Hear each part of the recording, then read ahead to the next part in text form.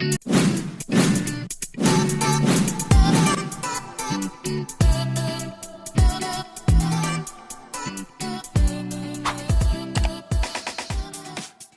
hi guys, mayong adlaw. Welcome to NatzMath TV. Welcome to another episode of General Mathematics Review Series. So to start, we will have this first question. Given the function f of x equals x minus 5 and g of x equals 2x plus 3, we are going to find the product between f and g of negative 3. So take note, we have the value of the domain which is negative 3. We need to remember nga if duha ka functions, magtupad ganin ang duha ka functions, that means the operation is multiplication, or naay dot in between f and g, that means multiplication. So kini kay nagtupad man ang f and g, that means multiplication. So balik, if our f of x is x minus 5 and our g of x is 2x plus 3, we are going to find the product of these two functions, and then we evaluate the function using the value of the domain as negative 3. So atong i-substitute ang value sa domain which is negative 3. So A is it negative 32, B negative 14, C 24, and D 19. So for the solution, again, since we are told to find the product of the functions f and g and evaluate the function or evaluate the resulting function using the value of x which is negative 3. So how do we multiply functions? Okay, so since that is multiplication of functions f and g, of course our f, since f is defined by x minus 5, so this is f of x. So we write here x minus 5. Then we enclose that with a parenthesis because we are going to perform multiplication. Then our g is 2x plus 3. That's why we have here 2x plus 3. So this is our function f and this is our function g, and we need to multiply. So how do we multiply? Since the two functions are binomial, so this is a binomial x minus 5, and g also is a binomial, that is 2x plus 3. So since binomial man is siya, so what we need to do is to use the FOIL method or the distributive property. So how do we perform the FOIL method? So una is just simply multiply the first term to the first term. So we have here, you just simply follow the arrow. That is x times 2x.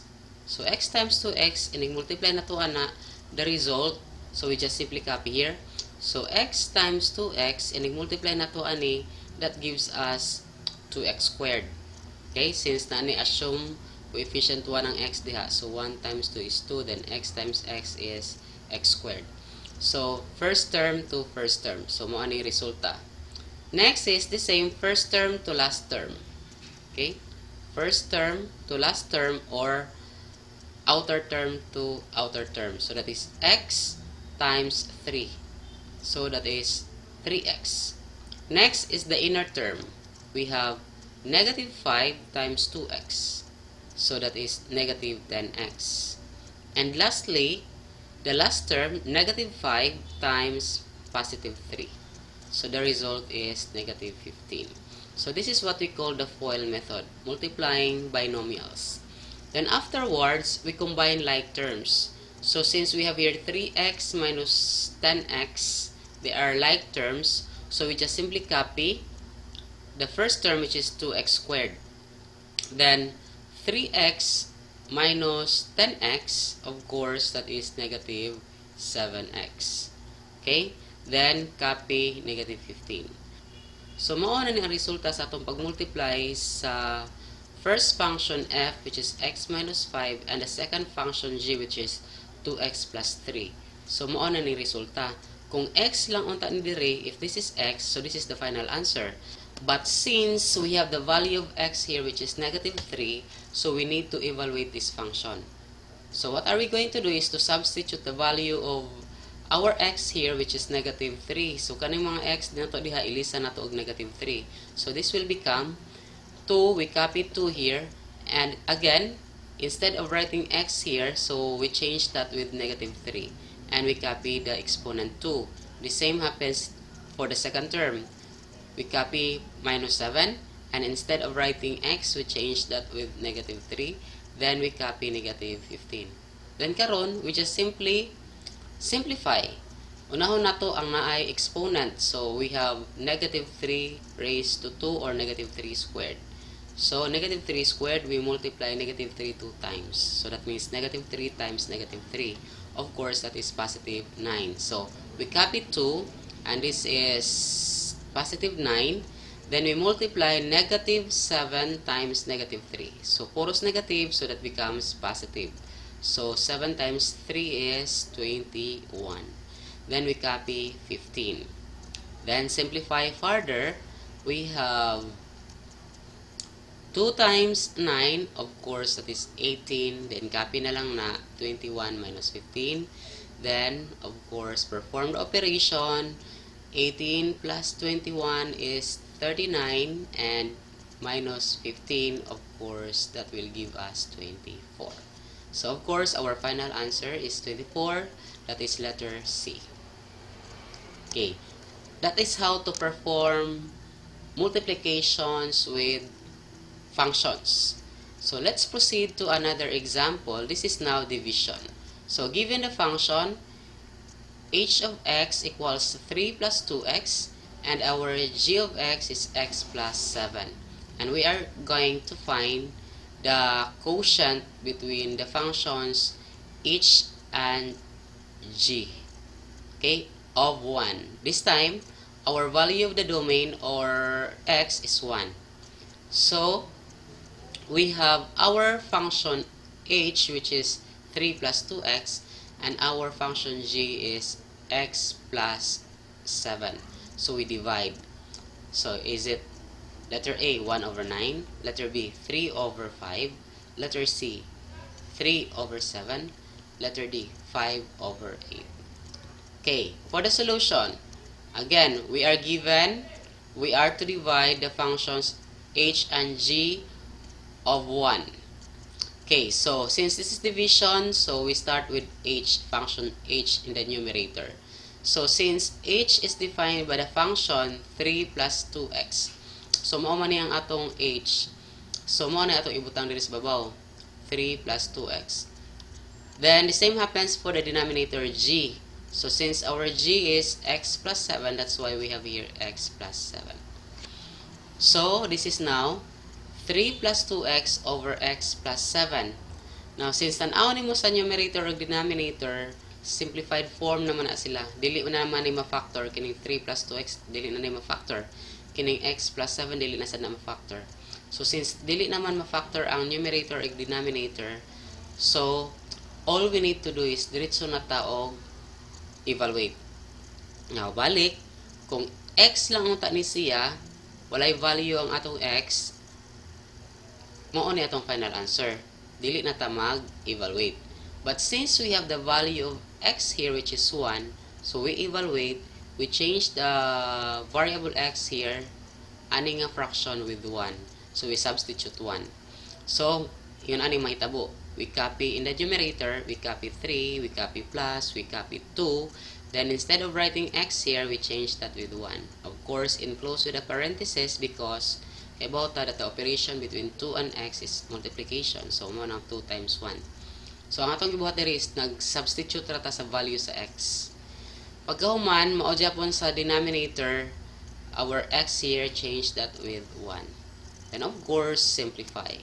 So, that is 2 times 1. So, we copy 3. 2 times 1 is 2. So, kinidit so na siya og add kay wala naman na i-multiply. So, 1 plus 7 is 8. Of course, when we add the numerator, that gives us 5 over 8. So, our final answer is letter D. That is 5 over 8. Another.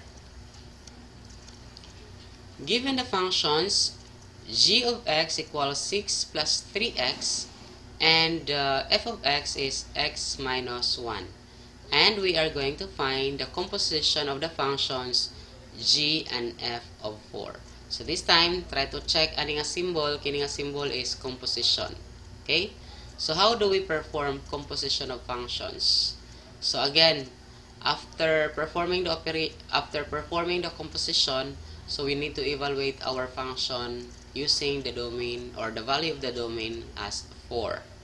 So this is our G and this is our F. So is it letter A 15, letter B negative 10, letter C 8, letter D negative 12? So for the solution, so we have here G or the compositions of the functions G and F of 4. So unsa man ni siya? Primero, we write the first function, kini nga function. Since our first function is G, and G is defined as 6 plus 3x, mo ni siya 6 plus 3x. So isuwat daan una ang first function. Sunod, next step is we change tan-aw ni mo dira, as you can see naatay x diri sa G. Sa next step nato is atong i-substitute ang atong F sa x sa G. So mahitabo, we copy 6, we copy plus, we copy 3. So kaning x dira giilisan nato sa F, which is x minus 1. Mao na ning 3 times x minus 1. So kaning x giilisan aning x minus 1 ang value sa F. So karon, simplify kining 3, distribute nato to the terms inside the parentheses. So we copy 6, 3 times x, that is 3x, and 3 times negative 1 is negative 3. So ana na ka mag-simplify. Since constant man ang 6 and 3, so ato nang i-minus. Ato ning kopyahon since wala man siya kaparehas, so we copy 3x. 6 minus 3 is of course positive 3. Again, kung x lang unta ni, this is the final answer. But since we have the value of x or the domain is 4, we need to evaluate this function. So, we substitute the value of x here. This is 4. So, ilisan nato ni ang x of 4. So, we copy 3 and we copy here plus 3. So, we multiply. 3 times 4 is of course 12. Then copy plus 3. So, therefore, our final answer is 15. So, our correct answer is letter A. Okay? So, that's it. I hope you have learned something from this video. So, please do not forget to subscribe, like, and share to your friends. Thank you, and God bless.